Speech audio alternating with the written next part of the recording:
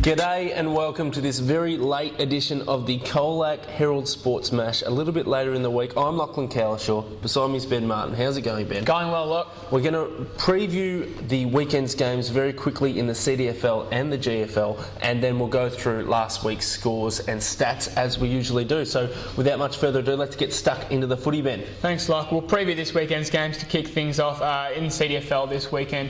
Birregurra takes on the COLAC Imperials, and I guess a possible finals preview these two teams sitting in the 5. In the next game, Lawn takes on Forest at Forest in the second grand final rematch of the season. Lawn probably head into that one as heavy favourites this time around. Simpson hosts Western Eagles. South COLAC host Otway Districts, and then on Sunday, the WorkSafe match of the round. LV hosts Illawarra Beak. So if you've got nothing to do on Sunday, get on down to LV Recreation Reserve. And in the GFL, the COLAC Tigers travel to Geelong to take on St Mary's. They beat the Saints earlier in the season, so hopefully we can get another result. But into the weekend results now. COLAC edged closer to a top 5 berth with a whopping 50-point win against Lara. Lara took the points earlier in the season when these two teams met, but COLAC too good this time at Central Reserve. They defeated Lara 13-12, 90 to 6-4, 40. Jake Carmody kicked 4 goals and was among the best player for the Tigers with Andrew Kelly, Kane Leeson and Lockie Simpkin, while Reece Prismal was Lara's best player in this game. So we're headed straight into the COLAC District Football League news now from the weekend. COLAC Imperials, Travis Cole, bit of a star at the weekend, Lock. He kicked a goal after the siren to break the hearts of LV spectators and players with a thrilling 6-11, 47 to 6-8, 44 win at Western Oval.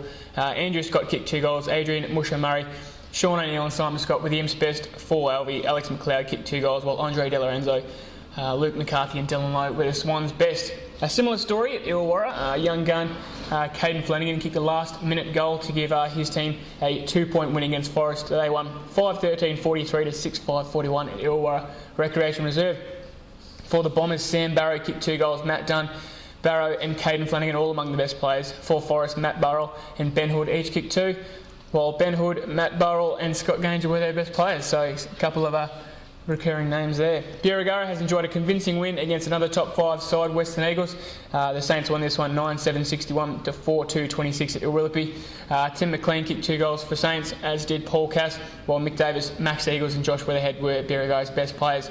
For the Eagles now, Tom Carson kicked 3 goals in a best on ground performance, while Tyson Stott, Nick Lacandro and Mark Shaw were the Eagles' best. Shorey! And weather failed to affect Lawn's scoring impact at the weekend. The Dolphins racked up the biggest score in wet conditions across the COLAC District Football League. They defeated South COLAC 18-11, 119 to 6-10, 46.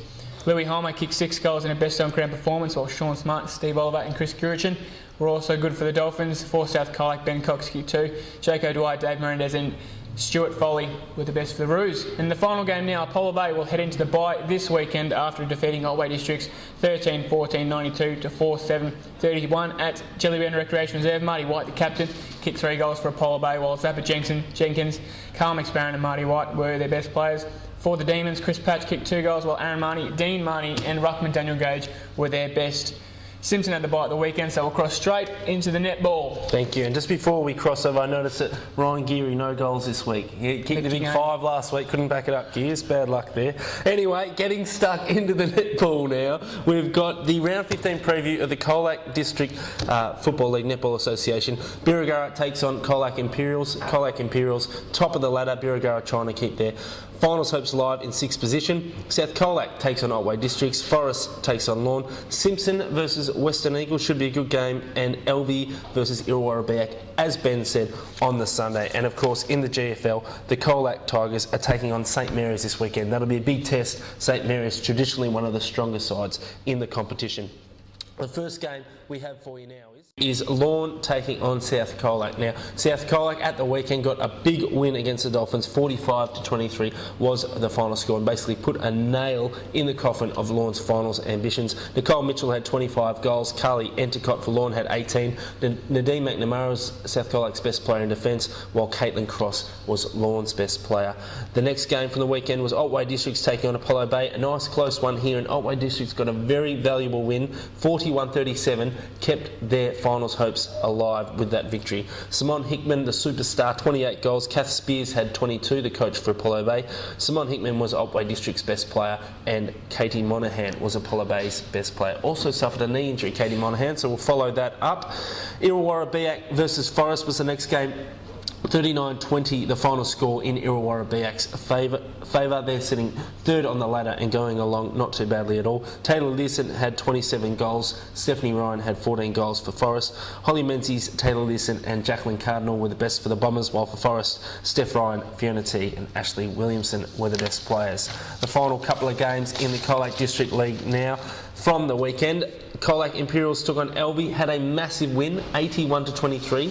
Their biggest score of the season, not their biggest win of the season, their biggest score of the season. Rebecca Scott had 62 goals. Jessica Gunther, we agreed in the end, I think, 14 goals. Sarah Morrissey was the best for the Imps, and Cindy Throckmorton for Elvie.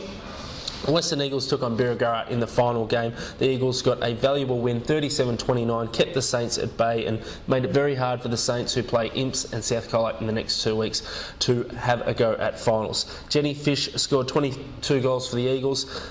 Abby Gannon had 19 for the Saints, while the best players were Alexandra Genua for the Eagles and Simone Smith for Birregurra. Into the GFL netball, as I said, the Colac Tigers take on St Mary's this weekend, so that should be a real tough match for the Tigers, but they come off a really good win against Lara. They won 41-39. The score was a bit closer than the game suggested. Colac in control for most of it. Zoe Dunn scored 28 goals, Emily Murphy 13. The best for Colac was Emily Murphy, Emma Hillman and Zoe Don. And now we come to our favourite part of the show. We're actually going to sub Ben out here. I'm off, guys, so... Sub him out, and we'll bring in a special guest host to present the COLAC Herald Sportsman of the Week. As promised, here we are, the young man, Will Boddington. He's on work experience at COLAC Herald this week, and he's going to present the COLAC Herald Sportsman of the Week. Who have we given it to this week, Will? This week it goes to COLAC Imperials hero, Travis Cole, for kicking the goal, the miraculous goal after the siren to defeat Albi. Every footballer's dream there to kick a winning goal after the siren, eh? Outstanding stuff, and well presented there, Will, as well. Thank you. Now that wraps it up from the COLAC Herald Sports Mash for this week. Make sure you buy Friday's paper for all your football and netball previews, and we'll catch you next week. See ya. See you later.